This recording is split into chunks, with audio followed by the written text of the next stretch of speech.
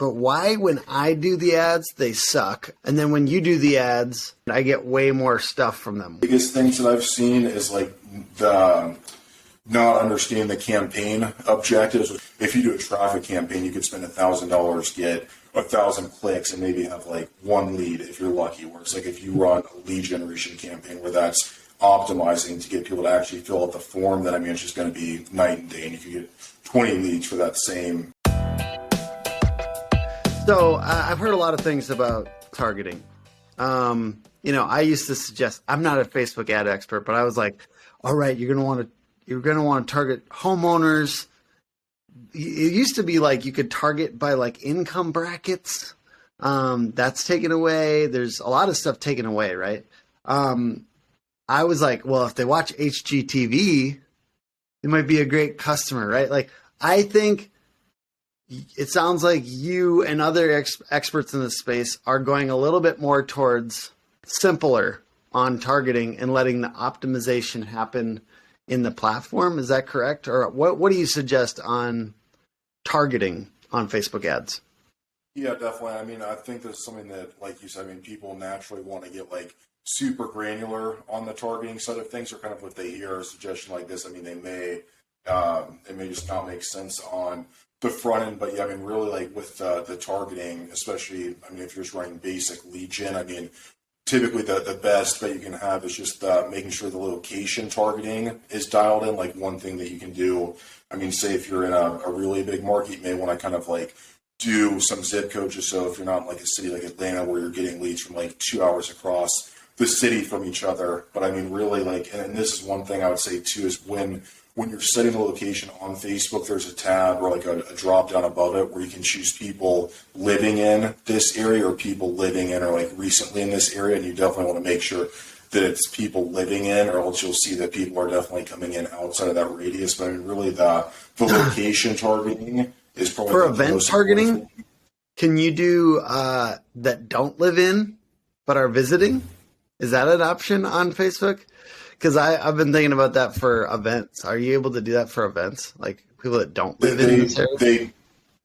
Technically, but it's still going to kind of pick up the same people, and it's not the most accurate thing. It's just, yes. I feel like the more accurate you try to get, the more it's disappointing, because it's just not as clear cut as they like to make it seem. But you're telling us that there will be some, if you target for roofing, there will be some natural optimization that happens, or why is that okay? Because isn't there a ton of renters in that area and stuff like that?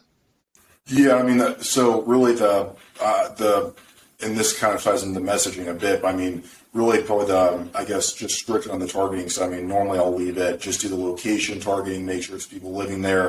And then the only other targeting I'll do besides that is like the age range. So typically like 30 to 64. If you do like 65 plus, it can get some good leads, but it'll also be some weird leads. But I mean, really the biggest thing, what you were talking about when it comes 30 to like 64, I like it.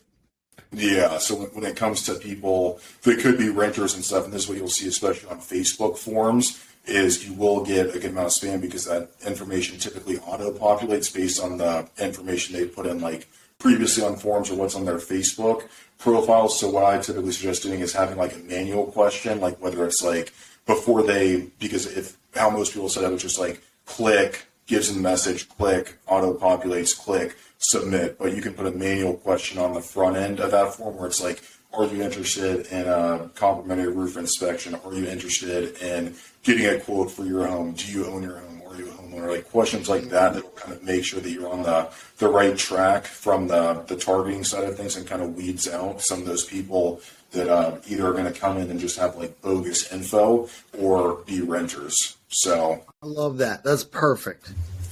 So a little honeypot almost. It's going to stop people from coming through it, or get less.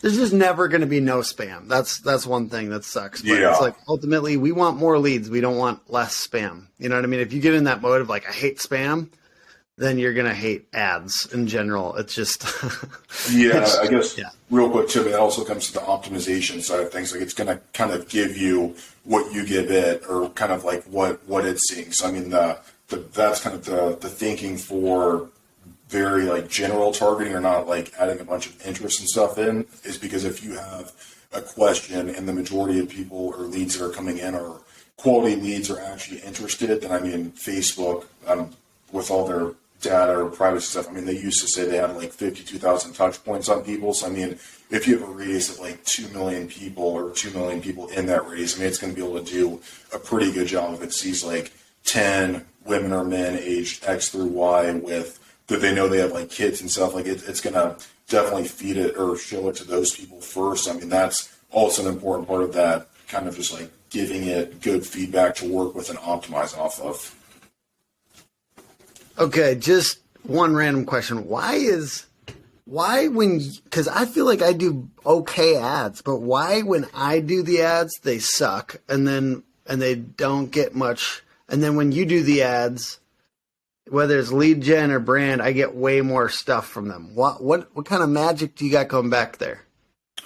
Because I can't seem to get a result out of my ads, but you seem to be able to. So what is going on? I would say, why is your average non-professional not getting results from Facebook ads? I would say one of the biggest things that I've seen is like the not understanding the campaign objectives, which is probably the biggest, actually, I mean, that's definitely going to be the biggest mistake I've seen because, I mean, for example, like really if you want leads, you need to have it like a lead generation campaign with them, whether it's like a conversion campaign, which is relying on the pixel.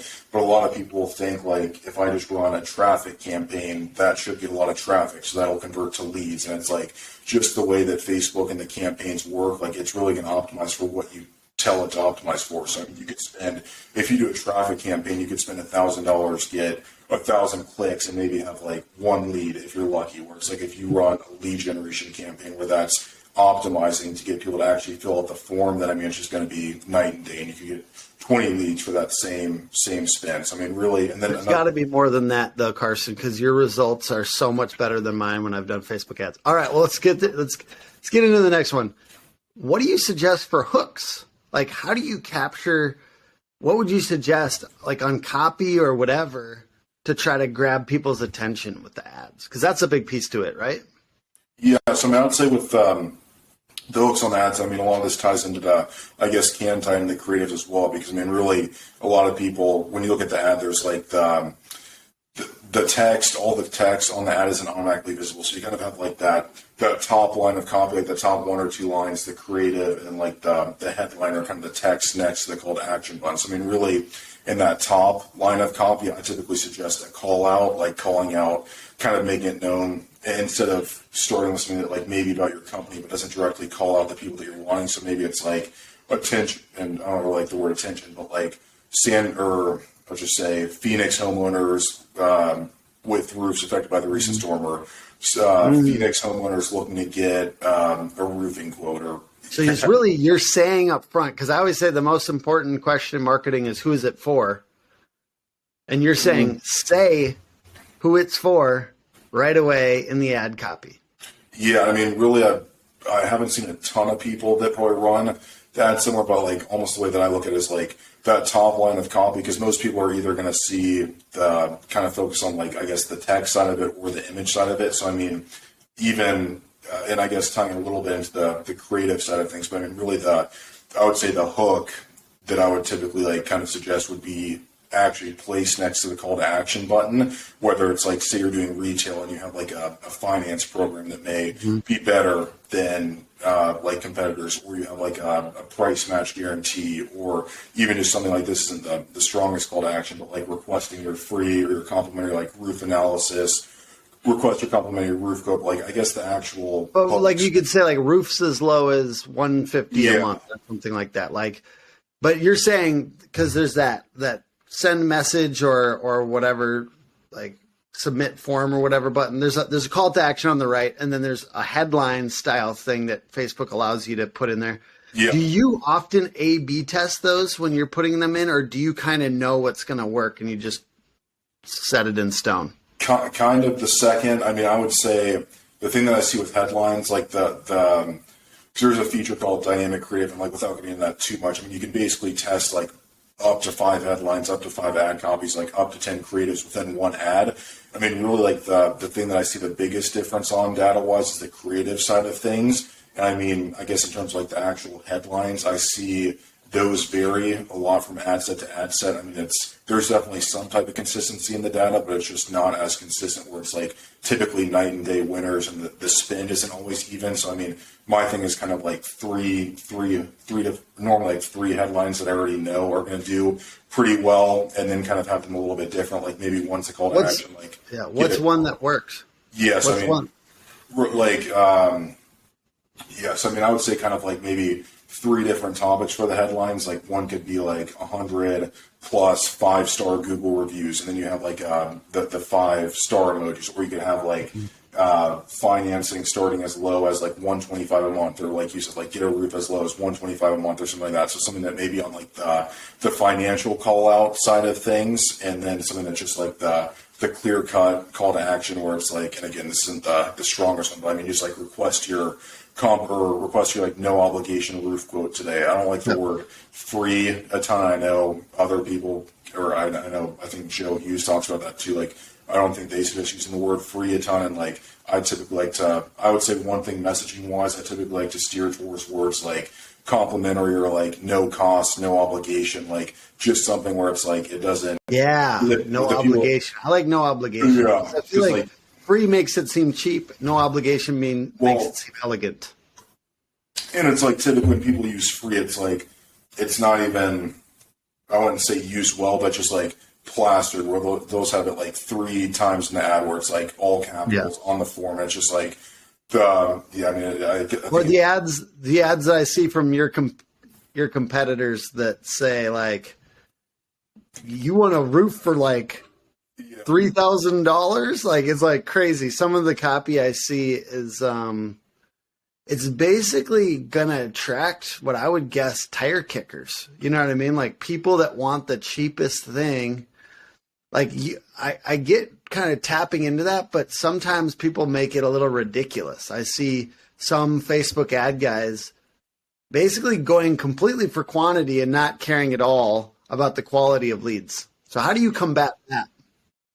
If you're not using Company Cam, you're in the old ways. You know, if you are taking pictures, you're going through extra steps of having to download them on a computer, having to email them out to people, show somebody, print them out, whatever it is. Company Cam has everything you want.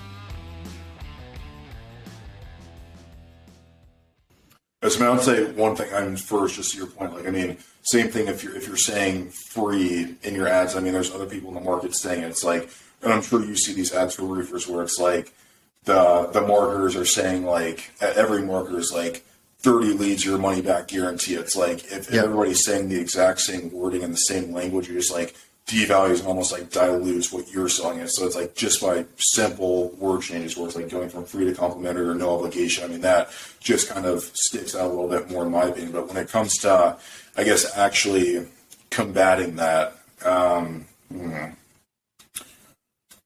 mean, the filtering question is definitely huge because, I mean, if I would look at it like, I mean, anybody could get ads or anybody could get leads to some extent, even if somebody doesn't know how to run ads. But like, what you'll see is, I mean, some people typically, what I guess some of these like fly by night or whatever you call it, like marketing agencies, like their approach actually can work with some of those like cheap leads just because they're still relying on like the back end and the sales side of it, where they have lead comes in, goes to a call center, and then that lead just gets called over and over again. I mean, that's just not sustainable. Like, well, you send it to Messenger, because I see a lot of these guys are focused on Messenger. What I see really, Carson, if I'm looking at your competitors, what I see is people that are doing the super cheap roof ad to the point where it's like, honestly, if I was a roofing company, I wouldn't even want that lead because I'm going to have to take them from $4,500 for the roof all the way up to $12,000, and that's going to hurt them. And I'm going to have a bad customer experience. And then they're sending them to Messenger. All of them are Messenger. And then it's like there's a lot of work there. So you have to like do extra work. And maybe they do it for you. But then what I see is then they're like almost like, and I'm calling people out right now, but hopefully they don't watch this. Just kidding. I know you're here. I love you. They're saying like, oh, if you're not converting these, then there's something wrong with your company. And then maybe the owner has to run these leads just to check them out. And so they're kind of pushing people to like it be the owner only to run these leads. And they're like, well, see, you converted 2 out of these leads. They work, right? Yeah. But then it's like, no, I don't want to just create a business where only the owner can run these leads and has to bring them from $4,000 up to $12,000 on their mindset. Yeah. We're anchoring at this really low number. And I'm not saying never to do that. I'm saying it's the combination of those things and they're requiring the owner to then run the leads that it's like not a system. It's kind of a, like you just, I don't know. Of course, the owner is going to close more deals.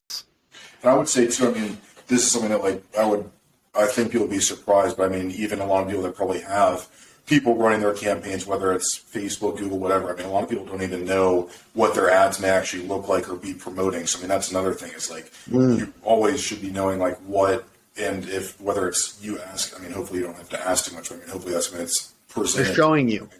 Yeah, but I mean, especially when it comes to, I guess, what you're saying, like the lead quality side of things. I mean, it's like and especially if the focus is more on the quantity of leads or the volume of leads instead of like getting feedback. Or I guess first point of this is focusing on the quantity rather than the quality is, I mean, running these like gimmicky offers where it's like 50 homeowners wanted. And I mean, I've seen ads where people kind of use better messaging than that, but I have seen a ton of ads where it's just like super gimmicky, where it's like take the survey, like showcase program. I mean, those can do decent. Like it's all about how you present it. But I've seen like anytime there's like the free roof thing is like really what I hate, or kind of like, I think a lot of people have seen those ads or at least like kind of familiar with what I'm saying, where it's like just gimmicky, like the wording is kind of misleading to say the least. Yeah. Like the whole focus is get people in the system and then have like be able to say that leads are coming in. But I mean, really like one thing that I try to stress, and like obviously you always want to get a lead cost, but like if you're an owner and especially if you're a big part of that sales cycle, I mean, you'd rather pay 100, 150 for a lead and have like those leads be rock solid and like half of them turning into appointments and just have like 8 leads coming in a day, but you're spinning your spinning your tires or wheels trying to get in touch with those. I mean, it's like you have to look at like what's the actual it's cost time. per appointment, like cost per acquisition instead of just cost per lead. Because I mean, so many people are focused on. Oh, sorry, do you have something? Roofers, you want at least 5 solid lead gen tactics building chemistry. Let's say you have door knocking, referral systems, job site branding, and you add in aggressive SEO, paid ads, and boom! Smells like more leads. Hookagency.com. I was just going to say, and you have to add in the time that it's taking a sales rep to spend with a tire kicker. People need to qualify that in because, like, exactly what you're saying. I'd rather have a $150 cost per lead and then more of them actually just are clean appointments versus like we're chasing people down, we're wasting time. How much is that wasted time worth is what we're asking. I'm asking. How much is that wasted time worth? So you really want to optimize for closed deals. I agree with Carson completely. And one last thing there, I would say too, like especially seeing this happen in probably more like a year or like 2 or 3 years back, kind of starting this out, but it's like, especially from the advertiser side of things, like those first few leads are really going to set the tone, I would say, especially if like an owner has like a sales team and stuff like that, because if you start running a campaign and those first 10 leads that come in all look like spam or all unresponsive, then I mean, that's like going to naturally kind of lower the perceived value of those future leads that come in, or like a sales team. It's like if they know that the leads coming in are, a lot of them are spam or unresponsive, then I mean, that's just going to like kind of affect the mentality towards those leads that are going to keep coming in. So that's a really good point. I feel like if you went to a salesperson and you said, like, if you knew there are like real leads, you went to a salesperson and you said, these ones, oh, you can close these ones. These ones are ripe. And you like set them in front of them. I bet you the close rate would go up just because it's totally like the framing of stuff. You know what I mean? Like it's, if I expect that I have a better shot at stuff. Yeah. You're going in a little bit more presumptive and like, yeah, we're going to do this deal. Like I think more deals would go through. What do you suggest for imagery and video on Facebook ads? What have you seen perform best for roofers? Honestly, it's weird. It's a good, I mean, definitely an important question. Videos seem to consistently have better metrics in terms of like the cost per link click, like click-through rate, stuff like that. But I mean that the images, and part of this is like how the Facebook side of things set up and like the ad cost. But I mean, images seem to actually get better cost per lead. So I mean, really like on the video side of things, like I have several accounts or campaigns where like I think it's probably only images running on the I guess on the direct response side of things, and then videos on the brand awareness side of things. And like really what I've seen work the best image wise, and I think this kind of just like not a pattern interrupt, I mean kind of looks more like organic on a feed, like company images work really well. Like I've had, I mean, even if there's not a ton of like graphics or stuff on that, like even if it's just like I've got one client and the picture that's like been working for like 4 months and probably has like 15,000 spend. You're saying it's like their team, like it's their team or something? Yeah, like I mean, it can be really simple. I mean, I would say like probably the word I'd use is like company branded, whether it's like, say if you've got like a sales guy with a customer in front of a build, or if you have like, I was saying, I've had a client there, like best image, and it's probably had like 15,000 spend over the last 4 months. That's literally just been one of their sales reps like took a selfie in front of the company logo on the car. Huh. It's like, it's just, I think part of it too is like if On a car, you're saying, or on a truck or something? just like the car was right behind them. They were just like leaning over and like took with the decals on all the sides. So it's like Huh. That's crazy that that performs so well. I love that. I love to know that images are doing well too. I think part of it too is like, especially in this day, it changes a bit. But like on Facebook ad library, if you're looking at like what your competitors are running in your market, and depending on how many competitors you have in your market, I mean, if all of them are running like graphic images that are just simple graphics, like the same call to action, I mean, it's just kind of looking like how you can, especially in a more competitive market, like how you can kind of come off as like more personable, or I mean, I guess just showing more of the company than just showing a house with a graphic and a logo. And I think that's really the biggest part, showing faces in the ads. Like, love it. Any other major mistakes you see before we wrap up here? I would say this is kind of a hack, and I've posted about it before, but what I typically suggest, because like what a lot of people do is run one ad set and just like leave it there, and if it performs, it performs. If it doesn't, it doesn't.